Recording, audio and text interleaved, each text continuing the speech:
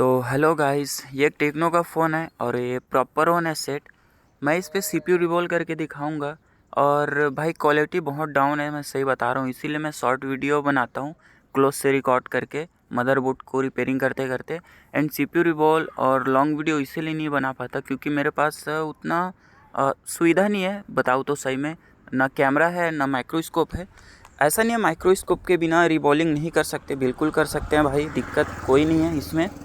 And मतलब close से जब तक दिखाओ ना सीपीयू रिवॉल्व को या फिर अदर प्रोसेस को एकदम क्लोज से दिखाओ तो बढ़िया दिखता है। लॉन्ग वीडियो में ये दिक्कत है मेरे साथ, इसलिए मैं लॉन्ग वीडियो नहीं डाल पाता। तो कई लोगों ने बोला भाई सीपीयू पे बनाओ, सीपीयू करते हो कि नहीं? तो भाई सब करता हूँ, ऐसा बात नहीं है। बट प्रॉब्लम वही है, मेरे पास सुविधा नहीं है, सही बताऊँ तो। ठीक है, इस पे देख लो, अगर आपको समझ आए तो। ज़रूरी नहीं है, मैं आपको ये नहीं बोलूँगा कि पूरा देखो या जैसे भी, बट देखो मेरा मतलब स्किल देखो। एंड जो रिवॉल्विंग प्रोसेस है वो दिखाऊंगा। और दूसरा भाई क्वालिटी हाँ बहुत डाउन है। अगर इस पे रिस्पांस अच्छा आया तो डालते रहेंगे लॉन्ग वीडियो, कोई दिक्कत नहीं है। अगर नहीं आया तो फिर नहीं डालेंगे जब तक मेरे पास ना कोई कैमरा हो अच्छा सा एंड ना ही माइक्रोस्कोप हो, तब तक नहीं बनाएंगे। तो चलो प्रोसेस को चालू करते हैं। सबसे पहले तो जिस आईसी को आप रिवॉल्व करोगे उसको छोड़ के आइट साइड, मतलब जितने भी आईसी हो छोटे बड़े, उसको अच्छे से कवर कर लेना। ठीक है, मैंने एमसी को कवर कर लिया अच्छे से ताकि उस पर ज़्यादा हीट लग के वो दिक्कत ना करे बाद में, क्योंकि रिवॉल्विंग करते टाइम हीट अगल बगल के आईसी उसको कंपोनेंट्स को लगता है, तो उसको थोड़ा देख लेना, हीटिंग ना लगना चाहिए। ठीक है। एंड हम एयर रखेंगे 2 और हीट रखेंगे 350 से लेके 300 तक। ठीक है, एयर बहुत कम रखना, क्योंकि एयर रखोगे ज़्यादा तो उस पर हीटिंग प्रोसेस और स्पीड से होता है। तो हीटिंग भले ही कम हो पर एयर ज़्यादा होता है ना, तो हीट बहुत जल्दी हो जाता है ऐसी। तो मतलब इसमें पेशेंस का रखना है, जल्दबाजी बिल्कुल नहीं करना। थोड़ा सा हीट करो एंड हल्के से ट्विजर से उठाओ उसको, फिर पेस्ट लगा के सरफेस को अच्छे से क्लीन करना है। याद रखना इसको बहुत मतलब नीट एंड क्लीन करना है आपको। इस पर एक अगर बॉल पे कार्बन रह गया तो भाई पूरा रिवॉल्व की ऐसी की तैसी हो जाएगी, आप बात समझ रहे होंगे। अगर एक भी ब्लैक डॉट रह गया, ठीक है, या फिर उबड़ खाबड़ हो गया, तो सीपीयू अपनी जगह पे बैठेगा नहीं। और बैठ भी गया तो एक दो बॉल छूट जाएगा, उसकी वजह से आपका फ़ोन ऑन भी नहीं होगा। एंड फिर से आपको करना पड़ेगा ये काम, दोबारा रिपीट करना पड़ेगा। और आप जानते होंगे सीपीयू का काम बहुत वो होता है डिफ़िकल्ट तो नहीं, पर टाइम बहुत लगता है इसमें, बहुत सावधानी से करना पड़ता है नीट एंड क्लीन के साथ। तो सबसे पहले सरफेस को अच्छे से क्लीन करना, फिर उस पर पीपीडी लगा देना। ठीक है, कम डिग्री सेल्सियस का 183 हो गया जैसे कि। इससे होगा ये कि जो हमारा सरफेस है उस पर पीपीडी लगाएंगे तो जो पुराना सोल्डरिंग है वो इस 183 पीपीडी में मिक्स हो जाएगा। और जब हल्का सा हीट करेंगे हम, तब बॉल्स प्रॉपर अटैच हो जाएंगे एक दूसरे से। इसलिए इसको पीपीटी लगा के अच्छे से क्लीन करना। इसमें एक बड़ा छोटा या उबड़ खाबड़ नहीं रहना चाहिए, याद रखना। ठीक है, तो सबसे पहले तो हम इसको अच्छे से क्लीन करेंगे डिसोल्डिंग तार से। और आप कोई सा भी कर सकते हो यूज़, पर कई डिसोल्डिंग वायर बहुत ख़राब क्वालिटी का होता है, तो उसको अवॉइड करना। क्योंकि कई बार होता ये है कि डिसोल्डिंग तार को हम जब सरफेस से घुमाते रहेंगे तो कई डिसोल्डिंग वायर अच्छे से मेल्ट नहीं हो पाता है। ठीक है, तो उसके साथ प्रिंट भी निकल जाता है बोर्ड का, तो और लंबा प्रोसेस हो जाता है, फिर उसका प्रिंट बनाओ वगैरह वगैरह। तो जितना आराम से करोगे उतना एक ही बार में प्रोसेस सही से होगा, क्योंकि जल्दबाजी करोगे तो उसके वजह से कुछ दूसरा प्रॉब्लम आया तो फिर डबल का डबल टाइम लग जाएगा आपको। समझ रहे हो बात को? तो सबसे पहले हम सरफेस को अच्छे से क्लीन करेंगे, जैसे कि आप देख सकते हो मैंने इसको प्रॉपर क्लीन कर दिया सरफेस को। एंड ये करने के बाद हम थोड़ा सा जो ब्लेड वाला वो रहता है ब्लेड ब्रश, उससे हम सरफेस को थोड़ा सा क्लीन करेंगे, ज़्यादा नहीं, हल्के हाथों से एकदम। तो देख सकते हो सरफेस एकदम क्लीन हो गया एंड कोई भी प्रिंट डैमेज नहीं है। हालांकि ये पेस्टेड आईसी नहीं था, मैं पेस्टेड आईसी को भी कर चुका हूँ, उसमें भी ज़्यादा दिक्कत नहीं होता है। बट ये मैं आपको दिखा रहा हूँ प्रोसेस सीपीयू का बस। और उसके बाद ये तो कंप्लीट हो गया, फिर जाएंगे हम आईसी के पास। और आईसी का मॉडल नंबर है, मैं आपको बता देता हूँ, मीडियाटेक का है MT6761। ठीक है, मीडियाटेक का MT6761। तो इसका स्टेंसिल है मेरे पास, तो उसी से करूँगा। और एक बार और वीडियो बनाऊँगा जिससे यूनिवर्सल स्टेंसिल आता है, उससे भी रिवॉल्व करके आपको दिखाऊँगा। उसमें भी दिक्कत नहीं होता है, हाँ थोड़ा सा दिक्कत होता है, एक्स्ट्रा बॉल्स बन जाते हैं कभी कभी, तो उसमें भी नहीं होता, पर दिखाऊंगा आपको एक वीडियो बना के उस पर भी लॉन्ग। एंड सबसे पहले हम आईसी को क्लीन करेंगे। आईसी को क्लीन करने के बाद ब्रश मारेंगे, क्योंकि ये इसको भी वैसा ही क्लीन करना जैसे सरफेस को किया। और एक आपको ट्रिक बताता हूँ रिवॉल्व करने का बढ़िया सा। अब सबसे पहले देखो, मैंने आईसी को क्लीन किया, मैं आपको दिखा देता हूँ। देखो ये भी क्लीन हो गया पूरा।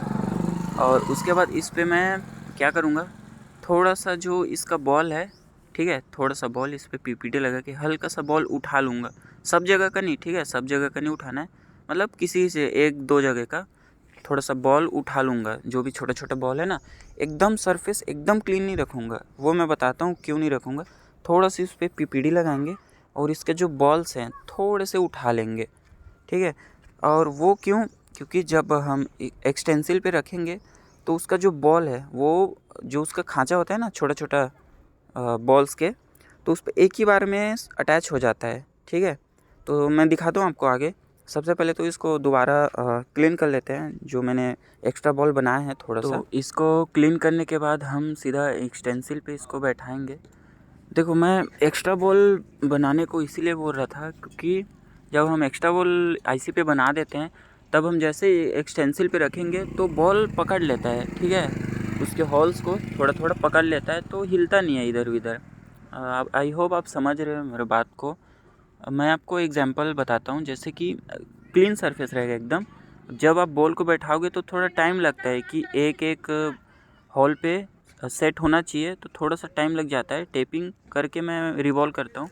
अब जब पहली बार करोगे तो ऐसा ही करना, टेपिंग करके, क्योंकि कभी कभी बिना टेपिंग के भी हो जाता है, पर उससे हिल जाता है, ठीक है, एक्सटेंसिल हिल जाता है या फिर एक्सटेंसिल फूलने का वो रहता है। तो इस पर तो बैठ गया प्रॉपर। अब लगाएंगे हम पीपीडी यूज़ करेंगे। अपने हाथों से भी कर सकते हो, अगर हाथ से नहीं करोगे तो ट्विज़र्स रहते हैं बहुत सारे, थोड़े चौड़े थोड़े पतले, तो वही हिसाब से आप कर सकते हो। पर मेरा आदत है मैं उंगली से ही कर लेता हूँ, ठीक है, हाथ से ही एक उंगली से रफ़ करके हल्के हाथों से एकदम। ज़्यादा प्रेशर नहीं देना है, प्रेशर दोगे ना तो होता ही है कि पीपीडी प्रेशर से अंदर जाएगा और अंदर के सरफेस में से फैल जाता है। तो होता यह है, कोई कई बॉल शॉर्ट हो जाएगा, या फिर कई बॉल ज़्यादा मोटा हो जाएगा, या फिर कई बॉल ज़्यादा पतला। एंड मतलब होता है दिक्कत बहुत सारा। तो हल्के हाथों से बॉल को भरो, ठीक है, हल्के हल्के एकदम सरफेस को हल्के हल्के से ऐसे करो एंड भरो बॉल को। उसके बाद क्लीन करो बढ़िया से। उसके बाद मैं करूँगा इसको ट्विज़र से। देखो ट्विज़र्स ऐसा वाला लेना है, ठीक है, एक टेढ़ा होता है जो भी मैं दिखा रहा हूँ वीडियो में, ये वाला ट्विज़र्स अच्छा होता है। उसका रीज़न ये है, मैं आपको बताता हूँ, कि जैसे एक ट्विज़र होता है सीधा वाला, ठीक है, सीधा सरफेस, तो सीधा होगा हाथ आपका, ऐसे दबाओगे तो जब हीट करोगे ना तो उसका हीट आपके हाथ के तरफ आएगा, तो हीट के कारण आपको छोड़ने का मन करेगा ट्विज़र को, ठीक है, मेरे साथ हुआ है ये, मैं आपको बता रहा हूँ। और जो ये टेढ़ा वाला पकड़ोगे ना तो हीट तो जाएगा सरफेस पर, आपका हाथ ऊपर रहेगा, तो हाथ के तरफ हीट उतना आएगा नहीं। समझ रहे हो ना बात को। और भाई लॉन्ग वीडियो में मैं पहली बार ऐसे वॉइस ओवर कर रहा हूँ, थोड़ा सा मिस्टेक हो जाता है, क्योंकि मुझे हिंदी बोलना भी उतना अच्छा नहीं आता, ठीक है, मैं छत्तीसगढ़ से हूँ, तो हिंदी थोड़ा आता है पर उतना एकदम परफेक्टली फास्ट नहीं आता। पर देख लो आप, जो भी समझ आ रहा होगा तो। और रिबॉलिंग करने के टाइम एयर रखूँगा मैं 0, ठीक है, सॉरी 1 रखूँगा एयर को। और भाई हीट को रखूँगा मैं, ज़्यादा नहीं रखूँगा, 250 से 200 तक ही रखूँगा, क्योंकि ज़्यादा रखोगे तो एक्सटेंसिल फूल जाता है, ठीक है। स्टेंसिल फूला तो आपका रिबॉल्व प्रोसेस पूरा बिगड़ जाएगा वही टाइम। स्टेंसिल फूलना नहीं चाहिए, फूलेगा तो फिर आपका बॉल ऊपर आ जाएगा एंड जो भी बॉल छूट जाएगा, मतलब कई बॉल छूट जाएगा। तो ये ध्यान देना थोड़ा सा कि स्टेंसिल फूले ना। हाँ, हालांकि थोड़ा लेट लगेगा रिबॉल्व होने में, पर कम हीट रखोगे तो स्टेंसिल फूलेगा नहीं, याद रखना। अगर ज़्यादा हीट और ज़्यादा एयर रहेगा तो आपका स्टेंसिल फूल जाएगा और रिबॉल्व बिगड़ जाएगा उसी टाइम। तो ये तो रिबॉल्व हो गया मेरा अच्छे से।